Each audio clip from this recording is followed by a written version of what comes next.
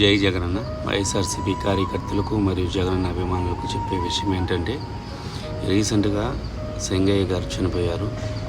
అతను ఎలా చనిపోయారు అనడానికైనా ఒక ప్రాణం పోయింది అని చాలా మనం బాధపడాలి.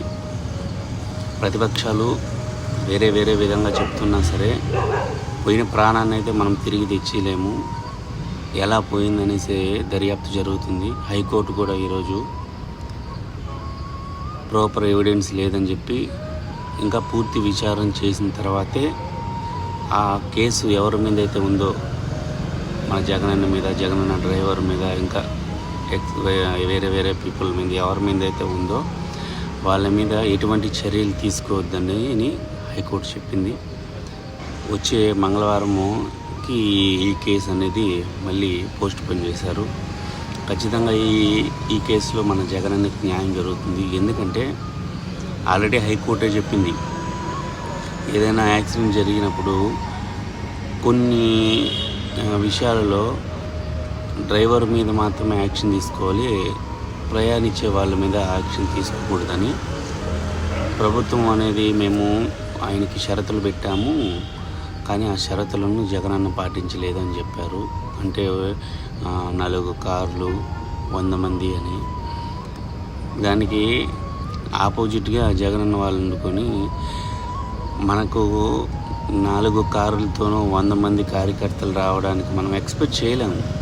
ఎంతమంది కార్యకర్తలు వస్తారు అనేది ఎవరు ఎక్స్పెక్ట్ చేయలేరు. ఎందుకంటే మన అభిమానంగా ఉన్న వాళ్ళు వచ్చినప్పుడు 10 అనుకునే వాళ్ళు 100 అవ్వచ్చు, 100 అనుకునే వాళ్ళు 1000 అవ్వచ్చు.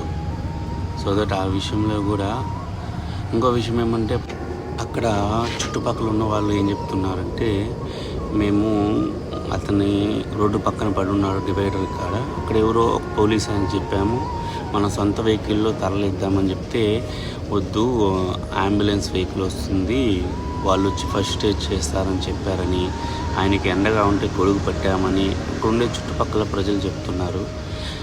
కానీ ఏది నిజం ఏది అబద్ధం అనేది పూర్తి దర్యాప్తు అయిన తర్వాత మాత్రమే తెలుస్తుంది. ఏదైనా సరే ఎవరిని ఎవరు కావాలని చంపరు, ఎవరిని ఎవరు కావాలనే బాధ పెట్టరు.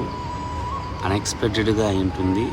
దాంట్లో తర్వాత మనం ఏం చేయాలి, ఆ కుటుంబానికి ఏ విధంగా మనం సహాయపడాలి అనే విధానం మీద మాట్లాడుకుంటే బాగుంటుంది. కానీ పోయిన వారిని ఎలాగో తిరిగి తీసుకురాలేము, కానీ అతని ప్లేస్లో ఆ కుటుంబానికి మనం ఏం చేయగలం అనే విషయంని మనము ప్రభుత్వానైనా సరే ప్రతిపక్షమైనా సరే ఆలోచించాలి.